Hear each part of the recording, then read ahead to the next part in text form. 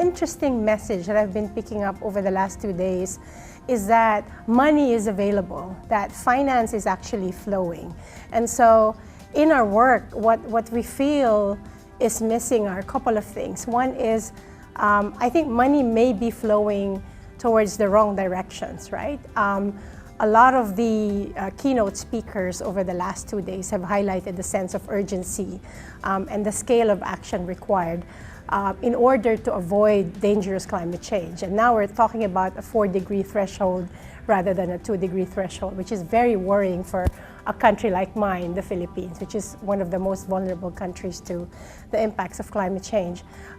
So I think the gap is that the investments are flowing towards still very high carbon intensive activities, traditional energy and infrastructure projects. So part of the challenge and the gap is how do you shift, the trillions of dollars that are going to the wrong places towards low carbon and resilient building activities. So that's one. I think the second thing that we're picking up as a message, and this is where the low emission development strategy process could help, is the lack of institutional capacity. A lot of the countries don't have problems with attracting money, but they do have a problem with what we call an absorptive capacity.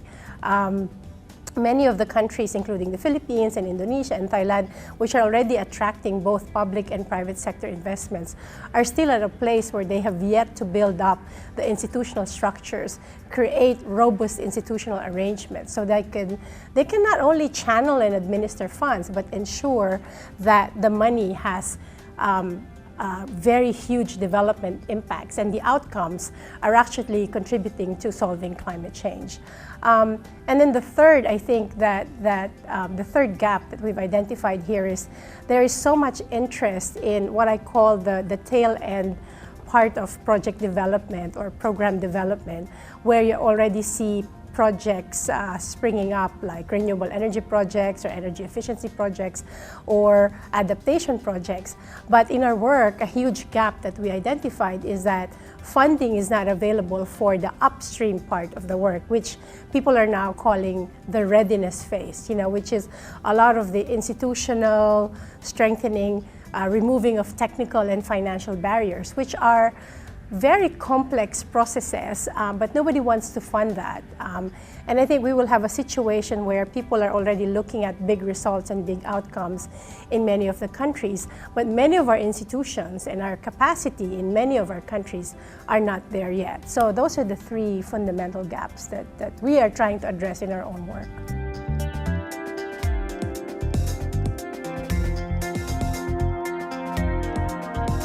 So my favorite part of the Asia-LEDS Forum is 2 or 3 panels, but also informal conversations around how much local financial institutions are doing already on climate change financing. I used to always cite the Philippine example of the Bank of Philippine Islands having a sustainable energy finance initiative, or the Development Bank of the Philippines funneling money through rural banks, and then rural banks being able to cover their risks through the DBP guarantee and then able to fund renewable energy projects. But yesterday I heard over a dozen examples from Thailand, Malaysia, Indonesia, from development finance institutions and national development banks in Asia who are really doing cool, exciting, innovative activities with very little public support necessary. And I think it's an example of how these workshops, like a very bottom-up Asian-led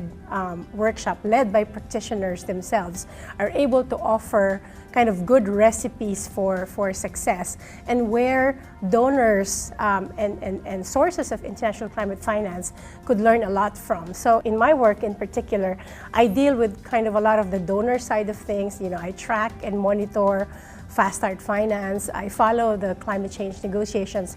You tend to keep your perspective at that broad level. And then you come to this workshop and you hear all these exciting things happening that's actually creating a difference with very little support. And so I think that's what the LEDS partnership is about. And I was told that the Asia-LEDS partnership different from the other platforms, actually has kind of a secretariat that tends to organize and coordinate the work. And it's a very powerful niche here. I call it the matching function in my panel the other day, where people who are working on this side, where money is coming from, people who are here who are doing amazing, great work on innovation and technology deployment and resilience, could kind of meet and then match their priorities and create better outcomes.